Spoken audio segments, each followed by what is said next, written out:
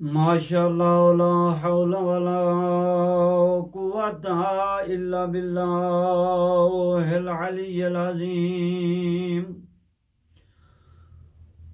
رب اشرح لی صدری ویسر لی امری واحلل عقدۃ من لسانی یفقہوا قولی اعوذ باللہ من الشیطان الرجیم بسم اللہ الرحمن الرحیم اللہم صل علی محمد وآل محمد وعجل فرجهم اللهم اجعل لي فيه نصيبا من رحمتك الواسعة واهدني فيه لبراهينك الساطعة وخذ بناصيتي إلى مرضاتك الجامعة بمحبتك يا أمل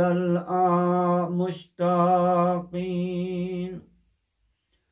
سامعین محترم، انشاءاللہ آپ خیریت سے ہوں گے. دعا ہے کہ خالق کائنات آپ لوگوں کو صحیح و سلامت رکھے، کوئی دکھ اور تکلیف نہ دے.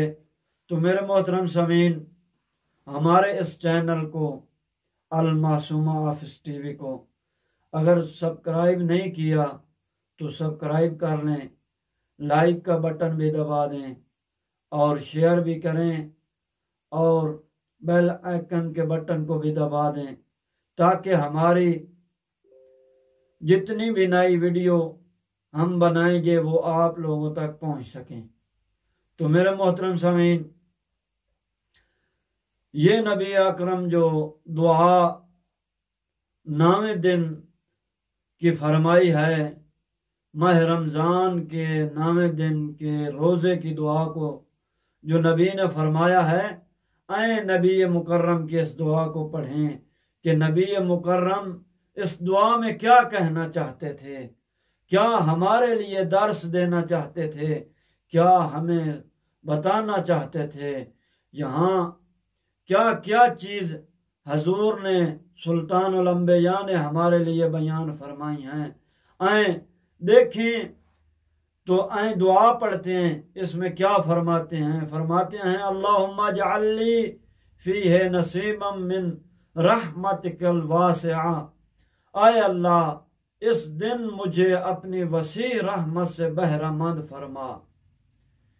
یعنی کیسے کیسے یہ دعائیں حضور نے ہمارے لیے مانگی ہیں.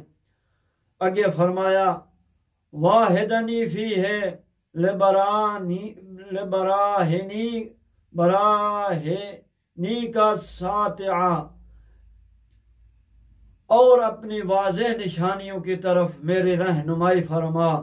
وخذ بناصیتی الی مرضاتک الجامعہ، اور میرے رخ کو اپنی تمام رضائیت کی طرف موڑ دے.